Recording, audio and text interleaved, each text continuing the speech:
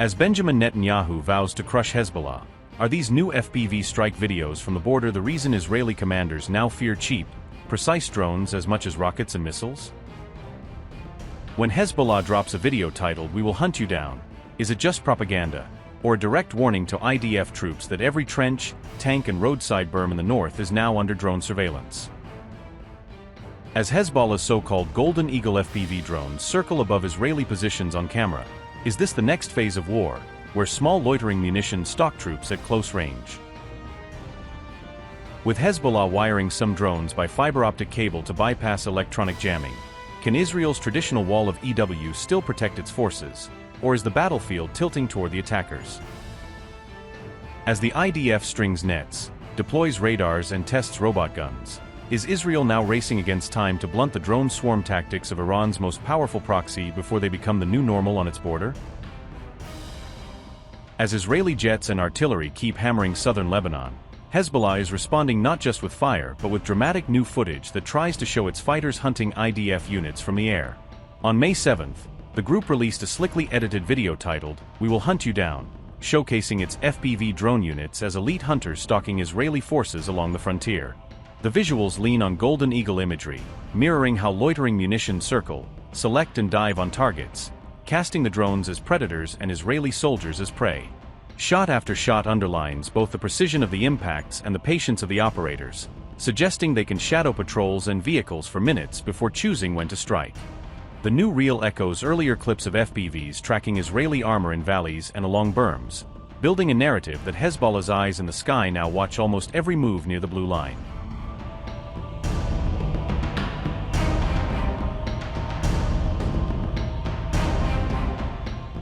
On the ground, May 7th saw Hezbollah launch a mix of rockets and explosive-laden drones at Israeli troops operating in and near southern Lebanon, keeping pressure on multiple sectors at once.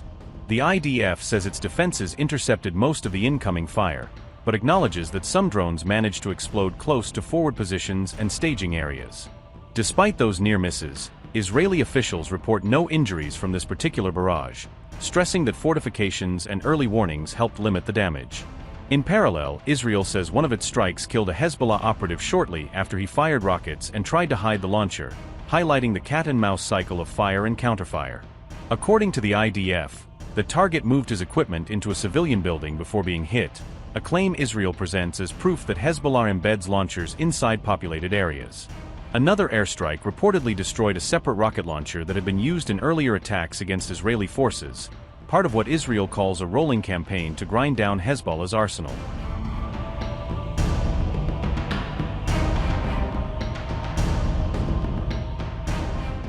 The IDF says that between the nights of May 6th and 7th, its aircraft struck roughly 20 Hezbollah-linked targets scattered across southern Lebanon.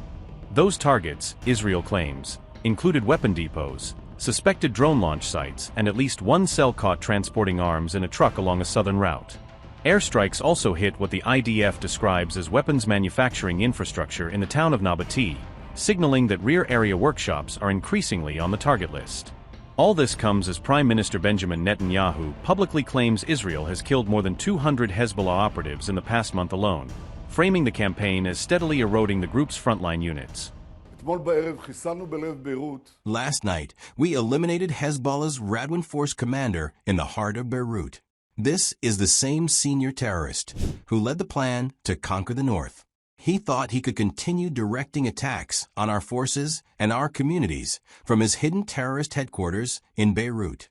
In the past month, we eliminated more than 200 Hezbollah terrorists, 200 terrorists who acted against Israeli citizens and IDF soldiers. We are doing the same thing in Gaza, eliminating terrorist cells, including yesterday.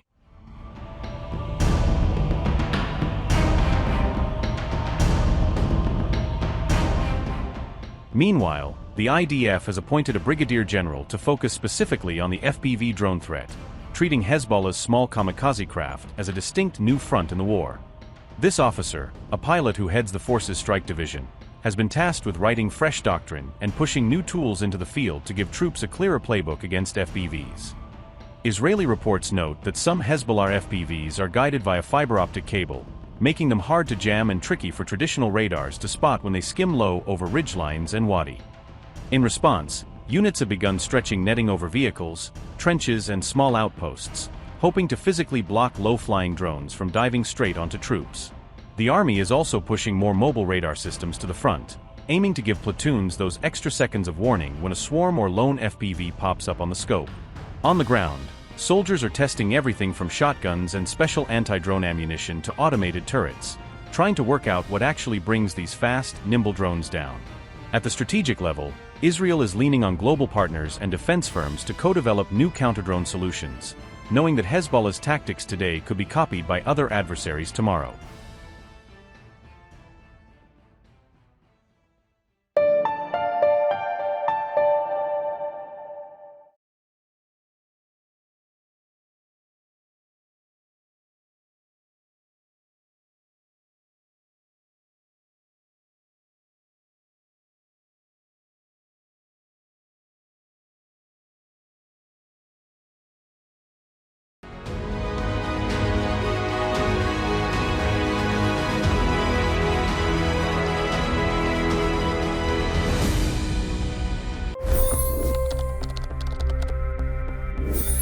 $25 crore गरीब गरीबी को परास्त करके बाहर निकले। For the good of our nation, let's work together and let's truly make America great again. The fastest news breaks. Requested PM saying that we will have to speak to Putin and to Zelensky. The biggest news makers. The relationship with India is probably the most important bilateral relationship the U.S. will have for the rest of this century.